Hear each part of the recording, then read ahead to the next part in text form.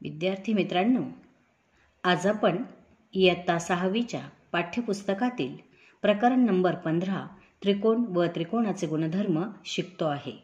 मागील व्हिडिओमध्ये आपण त्रिकोणाचे बाजूंवरून पडणारे प्रकार शिकलो. समभुज त्रिकोण, विषमभुज त्रिकोण आणि समद्विभुज त्रिकोण हे बाजूवरून पडणारे प्रकार आपण पाहिले. आज आपण कोनांवरून कोणकोणते प्रकार पडतात त्रिकोणाचे ते पाहूया. त्यासाठी पहिल्यांदा आपण काही साहित्याची ओळख करून घेऊया. तुम्हाला त्रिकोण किंवा त्रिकोणाचा प्रत्येक कोन मोजण्यासाठी अशा प्रकारचं एक साधन तुमच्या कंपास पेटीमध्ये आहे. बघा, हा जो आहे हा जो मोठा त्रिकोणी गुण्या आहे याच्यामध्ये एक माझा जसा पेन फिरेल ते बघा, हा जो अर्धचंद्राकृती म्हणजे अर्धवर्तुळाकृती हे जे साधन आहे याला म्हणायचं आहे कोन मापक. कोन मोजण्यासाठी त्याचा उपयोग होतो. हे कोन मापक आहे आणि कोन आपल्याला मोजता येतो त्याने. त्यानंतर ही जी मोठी आकृती आहे हा आहे त्रिकोणी गुण्या. तुमच्या कंपास पेटीमध्ये अशा प्रकारचे त्रिकोणी गुणे असतात. असं कोन मापक असतं आणि असा त्रिकोणी गुण्या असतो. त्यानंतर या प्रकारचा सुद्धा त्रिकोणी गुणे असतो. म्हणजे कंपास पेटीतील त्रिकोणी गुणे 2 आणि कोन मापक यांचा उपयोग आज आपण करूया आणि बघूया काय होतंय. बघा, तुमच्या समोर त्रिकोण ABC या त्रिकोणाची आकृती दिलेली आहे. या आकृतीमध्ये मी प्रत्येक शिरोबिंदू लाल रंगाने दाखवलेला आहे आणि प्रत्येक कोन सुद्धा कोन A, कोन B आणि कोन C हे लाल रंगाने दाखवले तुम्हाला दिसावे म्हणून. आता पहा, यातल्या प्रत्येक कोणाचं माप आपल्याला मोजता येतं. एक कोन मी तुम्हाला मोजून दाखवते, उरलेले कोन तुम्ही मोजणार आहात. आता बघा, कोन ABC यामध्ये आपण कोन B चं माप मोजणार आहोत. ते कोन मापकाच्या सहाय्यानं. कसं ते पहा. आता B चं माप मोजायचं आहे ना, म्हणून B बिंदूवर ह्या कोन मापकाचा बरोबर मध्यबिंदू ठेवायचा. हे पहा, हे आहे कोन मापक आणि बरोबर कोन मापकाचा हा मध्यबिंदू, इथं रेषा दिसते तुम्हाला, ही उभी रेषा म्हणजे हा कोन मापकाचा मध्यबिंदू आहे. तो बरोबर कशावर ठेवलाय मी, ह्या B बिंदूवर. B ला समांतर बरोबर ही कोन मापकाची दिशा आलेली आहे आणि म्हणून कोन B जो आहे त्याची बाजू आहे BC आणि दुसरी जी बाजू आहे ती बाजू आहे AB. बघा, आता माझा पेन कसा फिरतोय, बाजू BC. बरोबर आहे. कुठून सुरू होतो हे जे कोन मापक आहे, या कोन मापकाचा आधी नीट समजून घ्या. हा शून्यापासून सुरू होणारा खालच्या बाजूचा भाग माझ्या उजव्या हाताला 0, 10, 20, 30, 40, 50, 60, 70, 80, 90, 100, 110, 120, 130, 140, 150, 160, 170 आणि 180. जर मी उजव्या बाजूने मोजायला सुरुवात केली तर या खालच्या ज्या शून्यापासून सुरुवात झालेले अंक आहेत ते कोन मापकासाठी, कोनाच्या मापनासाठी वापरायचे. जर तुमचा कोन, ह्या कोनाची माझी B बाजू जी आहे ती माझ्या उजव्या हाताला आहे म्हणून मी ह्या शून्यापासून सुरू केलं. जर तो डाव्या हाताला राहिला तर मग या डावीकडच्या शून्यापासून सुरू करायचं आणि मोजत मोजत मोजत इकडे यायचंय. आता B हा जो बिंदू आहे हा माझ्या उजव्या हाताला आहे आणि B मुळे तयार झालेला कोन ABC हा माझ्या उजव्या हाताला आहे म्हणून मी ह्या शून्यापासून मोजते. बघा, खालच्या बाजूच्या मग आपण मोजूया. BC बाजू बरोबर शून्यावर आली आहे आणि AB बाजू कुठे येते पहा. 0, 10, 20, 30, 40, 50 आणि 60. बरोबर AB बाजू ह्या 60 वर आली आहे. म्हणजे कोन ABC म्हणजेच कोन B हा किती मापाचा आहे, 60 अंशाचा आहे. लक्षात घ्या, कुठून मोजलं मी, या शून्यापासून. ती शेवटची AB आणि BC या बाजूंनी तयार झालेला कोन किती आहे, ही शेवटची रेषा कुठे आली, 60 वर आली म्हणून हा कोन आहे 60 मापाचा. म्हणजेच कोन B चं माप आहे 60. असंच जर तुम्ही मोजलं तर A चं पण माप 60 येईल, C चं पण माप 60 येईल. आता इथे तिन्ही कोणांचं माप 60 आहे म्हणजे 60 पेक्षा जास्त नाहीये आणि 90 पेक्षा कमी, 90 पेक्षाही जास्त नाहीये. आता आपण हे शिकलोय मागील इयत्तेमध्ये की 90 पेक्षा लहान जो कोन असतो त्याला लघुकोन म्हणतात. 90 अंशाचा जो कोन असतो त्याला काटकोन म्हणतात. 90 अंशाचा कोन काटकोन, 90पेक्षा लहान लघुकोन आणि 90पेक्षा मोठा विशाल कोन. हे जर तुम्हाला माहिती असेल तर त्याच्यावरून आपले हे 90पेक्षा लहान आले तिन्ही कोन, म्हणजे हे तिन्ही कोन काय आहे, लघु आहेत. मग एम कोन, एम म्हणजे माप, लक्षात घ्या. माप कोन ए बरोबर किती आला आपला 60 अंश आणि माप कोन बी बरोबर 60. आता तुम्ही म्हणाल बाई तुम्ही फक्त बी मोजला, ए आणि सी मोजले नाही, तर तुम्ही हे घरी मोजून पाहायचे आहे, ते बरोबर तेवढेच येतात मला माहिती आहे. नंतर माप कोन सी बरोबर 60, तिन्ही कोन 60 अंशाचे आहे आणि म्हणजेच ते 90पेक्षा लहान आहेत. मग ज्या कोणाचे तिन्ही कोन ज्या त्रिकोणाचे 90पेक्षा लहान येतात, म्हणजे ज्या त्रिकोणाचे तिन्ही कोन लघु असतात, त्या त्रिकोणाला लघुकोन त्रिकोण म्हणतात. पुन्हा पहा, ज्या त्रिकोणाचे तीनही कोन लघुकोन असतात त्या त्रिकोणास लघुकोन त्रिकोण म्हणतात. आता इथं प्रश्न असा निर्माण होईल की या माझ्या ABC कोणाचे प्रत्येक कोन 60 आलाय, पण तुमचा 90पेक्षा लहान किती असू शकतो? फक्त तो 90पेक्षा लहान पाहिजे तर तो लघुकोन त्रिकोण होईल. म्हणजे आपलं काय ठरलं, ज्या त्रिकोणाचे तीनही कोन लघुकोन असतात अशा त्रिकोणाला लघुकोन त्रिकोण म्हणतात. आलं लक्षामध्ये?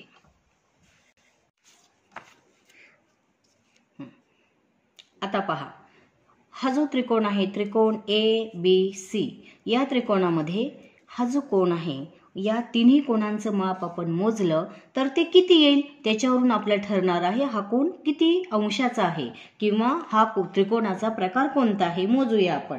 पहा, आता मी काय केलं, BC ही बाजू मला मोजायची आहे. बघूया किती येतोय. आपण हे घेतलं, इथे कोनमापक ठेवलं आणि बघूया आता किती येतोय. बघा, आता ही बाजू मी ह्या बाजूला समांतर केली आहे, ही बाजू ह्या बाजूला समांतर आहे, म्हणजे इथं 0, 10, 20, 30 आणि 40 पेक्षा 2 रेषा म्हणजे 42 अंशाचा हा बी कोन आहे. मग आता आपल्याला सी कोन मोजायचा आहे. बघा, मी इथे लिहिलंय 42 अंश. आता मला सी कोन मोजायचा आहे. बघा, आता मी काय केलं, सी बिंदूवर कोन मापकाचा मध्यबिंदू ठेवला आणि काय केलं पहा, आता माझ्या डाव्या बाजूला कोन आहे ना, म्हणून मी ह्या डाव्या बाजूला कोन असल्यामुळे डाव्या बाजूच्या शून्यापासून मोजते. बघा, 0, 10, 20, 30, 40 आणि इथे आला 45 आणि 1 म्हणजे 46. म्हणजे हा जो सी कोन आहे 0, 10, 20, 30, 40, 40च्या पुढे 6 रेषा म्हणजे हा आहे 46 अंश. त्यानंतर आता ए कोन मोजायचा आहे. बघा,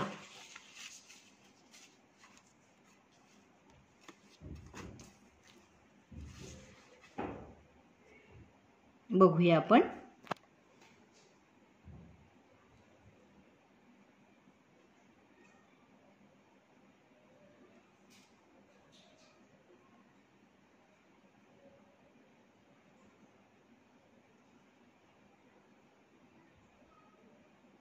पहा, आता ए कोन मोजते मी. बघा, हा ए कोन मोजताना मी कोन मापक कसं ठेवलंय बघा, बरोबर ए बिंदूवर. आता ए बिंदूमध्ये याची ही जी बाजू आहे ती बाजू नीट पहा. माझा पेन कसा फिरतोय, CAB असा कोन आपण मोजतोय म्हणजे ए. आता इथून आपण काय करतोय, आपल्या ह्या डाव्या हाताला कोन आहे म्हणून ह्या शून्यापासून मोजा. 0, 10, 20, 30, 40, 50, 60, 70, 80 आणि 90. बघा, एक कोन किती मापाचा आला, 90 मापाचा. एक कोन आला 90 मापाचा. आपण लिहूया तो, हा आहे 90. आता 90 जर लिहायचा असेल तर त्याला असा चौकोन केला तरी चालतो किंवा तो असा लिहिला तरी चालतो किंवा नुसता चौकोन लिहिला तरी चालतो. म्हणजे एक कोन किती मापाचा आहे, 90. म्हणजे ह्याचे तिन्ही कोन वेगवेगळ्या मापाचे आहेत, पण एक कोन 90 अंशाचा आहे आणि 2 कोन 90 पेक्षा लहान आहे. मग अशा कोणाला काय म्हणायचं ते आपण पुढे पाहणार आहे. अजून एक कोन मी तुम्हाला सांगते आणि मग बघा, आता इथं मी मोजत नाहीये पण मी तुम्हाला स्पष्ट करते. पहा, आपण हे जे कोन आहेत या कालच्या आकृतीमध्ये हा जो कोन आहे कोन नंबर 1, 2, 3, 4, हा आहे 5 आणि हा आहे 6. हे जे 6 कोन आहेत हे सगळे लघुकोन त्रिकोण आहे, कारण याचा कुठलाच कोन काटकोन नाहीये. याचे तिन्ही कोन 90 पेक्षा लहान आहे, काटकोनापेक्षा लहान आहे, म्हणून हे सगळे काय आहेत, लघुकोन त्रिकोण. कोन नंबर 1, कोन नंबर हा 2, 3, 4 5 आणि 6 हे तिन्ही कोण जे आहे 1 2 3 4 5 6 हे मात्र लघुकोन त्रिकोण आहे, कारण त्याचा प्रत्येक कोण हा 90 अंशापेक्षा लहान असणार आहे किंवा आहे. आले लक्षामध्ये? असे आपल्याला लघुकोन त्रिकोणाचे असेही प्रकार पाहता येतील. आता थोडंसं पुढे जाऊया.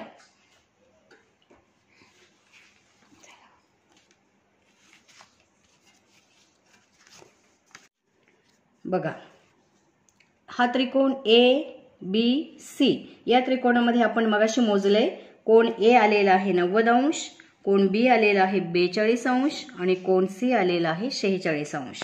म्हणजे काय झालं की कोण B आणि C हे जे आहे हे लघुकोन आहे 90 पेक्षा लहान, आणि हा जो आहे एक तो 90 अंशाचा आहे.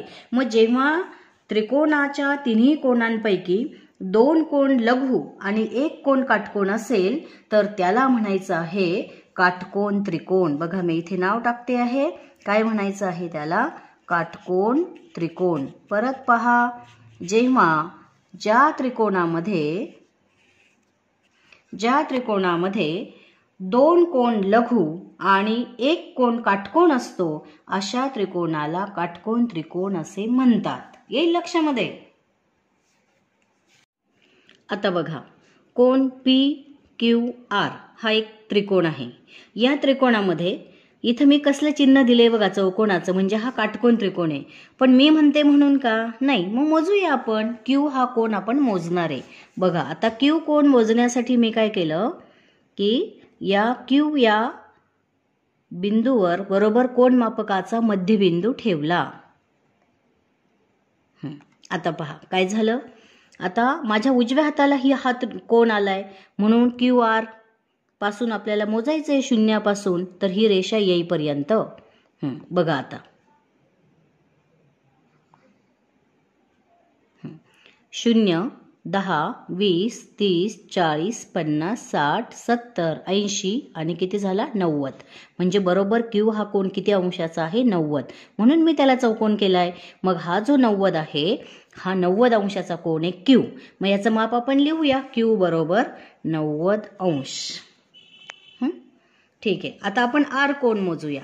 पहा, आता R कोण मोजताना मी काय केलं, कोण मापकाचा मध्यबिंदू R बिंदूवर ठेवला. ते बरोबर त्या रेषेला समांतर ठेवता आलं पाहिजे तुम्हाला. आता बघा, आता नीट पहा, माझ्या डाव्या बाजूला हा कोण आहे, म्हणून मी आता डाव्या बाजूच्या 0 पासून मोजणार आहे. बघा, 0 10 20 30 40 आणि हा 40 आणि 5 आणि 1 6, 40 आणि 6 रेषा, म्हणजे किती झाला R कोण 46 अंशाचा. मग आपल्याला तो लिहायचा आहे, कोण R हा 46 अंश. आता कोण P मोजायचा आहे. पहा, कोण P मोजताना बघा, आता कोण मापक मी कसं धरणार, बरोबर P ला समांतर. बघा, आता असं धरलंय मी कोण मापक P बिंदूवर, आणि आता आपल्याला मोजायचं. आता माझ्या कोणत्या हाताला आहे, उजव्या हाताला आहे, म्हणून उजव्या बाजूच्या 0 पासून मोजायचंय. मोजा. बघा कोण कसा दिसतोय तुम्हाला, असा. म्हणजे आता इथून इथपर्यंत मोजायचंय बरोबर. 0 10 20 30 40 आणि 40च्या पुढे किती घर, 1 2 3, 40च्या पुढे 3 म्हणजे किती झाले 43. म्हणजे कोण P जो आहे तो आहे 43 अंश. आता बघा बरं, कोण P 43, कोण R 46. हा झाला 46 अंश, हा झाला 43 अंश. आता याच्यामध्ये 1 कोण काटकोन आणि उरलेले 2 कोण काय आहे लघु, म्हणून ज्या त्रिकोणाचा 1 कोण काटकोन असतो त्या त्रिकोणास काटकोन त्रिकोण म्हणतात. आणि तुमच्या कंपास पेटीमध्ये पण असे काटकोन त्रिकोण आहेत, म्हणजे काटकोनी गुणे आहेत, जे त्रिकोणी गुणे आहेत आपल्या कंपास पेटीमधले. बघा, तर हे जे आहे हे इथे काटकोन करणारे आहे. ही जी बाजू आहे पहा, हा जो काटकोनी गुणे आहे तर या ठिकाणी काटकोन करणारा बिंदू आहे, लक्षात ठेवायचं. म्हणून हा काटकोन त्रिकोणाचाच प्रकार आहे, 2 कोण लघु आणि 1 काटकोन. तसाच हा जो आहे हा पण असाच आहे. हा पण असाच आहे पहा, हा सुद्धा ही बाजू आणि ही बाजू इथे काटकोन होतो, म्हणजे हा काटकोन आहे आणि उरलेले काटकोनापेक्षा लहान म्हणजे लघु आहेत, म्हणून हा पण हे काटकोन त्रिकोणाचाच एक प्रकार आहे, त्रिकोणी गुणे म्हणजे. आले लक्षामध्ये. आता याच्यामध्ये हा जो तुमचा काटकोन त्रिकोण आहे PQR, याच्यामध्ये हा क्यू कोण आहे बघा, हा क्यू कोण मी चौकोनाने दाखवलेला आहे, हा बाहुला तुम्हाला इथे दिसतोय, म्हणजे हा आहे काटकोन त्रिकोण. का बरं? याचा एक कोण काटकोन आहे आणि उरलेले जे कोण आहेत ते लघु आहेत, म्हणून हा झाला काटकोन त्रिकोण. आता आपल्याला थोडंसं पुढे जायचंय. तुमच्या कंपास पेटीमधलं सगळं साहित्य बघा, त्याच्यामध्ये काटकोन त्रिकोण आहे, जे त्रिकोणी गुणे आपण म्हटलो ते. चला जाऊया पुढे. आता बघा, हा तिसरा त्रिकोण आहे, त्रिकोण LMN. या त्रिकोणामध्ये हा त्रिकोण जो आहे M, त्याचं माप आपण मोजूया. पहा, M त्रिकोण मी मोजते आहे, कोणमापकाचा मध्यबिंदू मी M बिंदूवर ठेवलाय आणि बघा आता पहा मुलांनो, हा जो त्रिकोण आहे, हा त्रिकोण माझ्या उजव्या बाजूला होतोय, ह्या उजव्या शून्यापासून मोजा 0. आता तुम्ही नीट पहा, माझा पेन कसा फिरतोय, असा असा असा, म्हणजे हा कोण इथून तर असा आहे, म्हणून आपल्याला इथपर्यंत मोजायचं आहे. 0, 10, 20, 30, 40, 50, 60, 70, 80, 90, 100, 110, 120, म्हणजे या बाजूपासून ह्या बाजूपर्यंत येईपर्यंत किती झाले? 120. म्हणजेच M कोणाचं माप आहे 120 आणि 120 अंश म्हणजेच काय? तो 90 अंशापेक्षा मोठा. आता N कोणाचं माप मोजायचंय पहा. N कोण मी मोजते पहा. N वर मी बरोबर मध्यबिंदू ठेवलाय कोणमापकाचा. आता कोणाची आकृती कशी तयार होते बघा. बघा इकडे, ही M बिंदू, हा N बिंदू आणि या N बिंदूला समांतर आता माझ्या हा डाव्या साईडला झाला, म्हणून मी काय केलं, डाव्या बाजूच्या शून्यापासून मोजलं, इथून तर इथपर्यंत, ह्या बिंदूपर्यंत, ह्या रेषेपर्यंत. बघा 0, 10, 20, 30 आणि हा आहे 35. इथं 5 अजून एक रेषा आहे 6, म्हणजे 30 आणि 6 किती झाले? 36. परत पहा 0, 10, 20, 30, इथे 35 आणि अजून एक रेषा म्हणजे 36. म्हणजे N कोणाचं माप किती आहे? 36 अंश. कोण Nचं माप आहे 36 अंश. आता आपल्याला कोण Nचं माप मोजायचं. बघा मी कोणमापक कसं धरलंय, बरोबर मध्यबिंदू त्या L वर यायला हवा आहे. पहा आता बघा, माझा पेन कसा फिरतोय बघा, हे पहा, असा आणि असा, म्हणजे आपल्याला ह्या भागामध्ये जेवढे अंक येणार तेवढेच मोजायचे इथे. मग आता इथून शून्यापासून घ्या, 0, 10, 20 आणि पुढे आहे 5 रेषा, म्हणजे किती झाले? 20 आणि 5, 25. म्हणजे L या कोणाचं माप किती आहे? 25. L चे माप आहे 25 अंश. म्हणजे काय झालं आता, की हा जो त्रिकोण आहे LMN, याच्यामध्ये एका कोणाचं माप 90 पेक्षा जास्त आहे आणि 90 पेक्षा जास्त कोणाला आपण काय म्हणतो? आपण त्याला म्हणतो विशाल कोण. म्हणजे ह्या त्रिकोणामध्ये हा जो M कोण आहे, हा सगळ्यात मोठा आहे. हा सगळ्यात मोठा आहे बघा, हा M कोण. आणि हे जे दुसरे जे आहेत 2, हे छोटे आहेत. कोणते ते पहा. हा आहे L आणि हा आहे M. N आणि L. आता नीट पहा, आता नीट दाखवते बघा, तुम्ही पेनाकडे लक्ष द्या. हा M कोण आहे, हा सगळ्यात मोठा आहे. म्हणजे या 3 कोणांमध्ये हा जो N आहे हा 36 अंशाचा आहे, L जो आहे तो 25 अंशाचा आहे आणि M जो आहे तो 120 अंशाचा आहे, सगळ्यात मोठा आहे. म्हणजेच या त्रिकोणामध्ये एक कोण विशाल आहे. विशाल म्हणजे 90 अंशापेक्षा मोठा. तो 120 अंश आला इथे, 90 पेक्षा कितीही असू द्या मोठा, त्याला विशाल कोण म्हणतो आपण. म्हणजेच काय, ज्या त्रिकोणामध्ये एक कोण विशाल कोण असतो त्या त्रिकोणाला विशाल कोण त्रिकोण म्हणतात. पुन्हा पहा, ज्या त्रिकोणामध्ये एक कोण विशाल कोण असतो अशा त्रिकोणाला विशाल कोण त्रिकोण असं म्हणतात. म्हणजेच आपण काय शिकलो मुलांनो? म्हणजेच आपण काय शिकलो?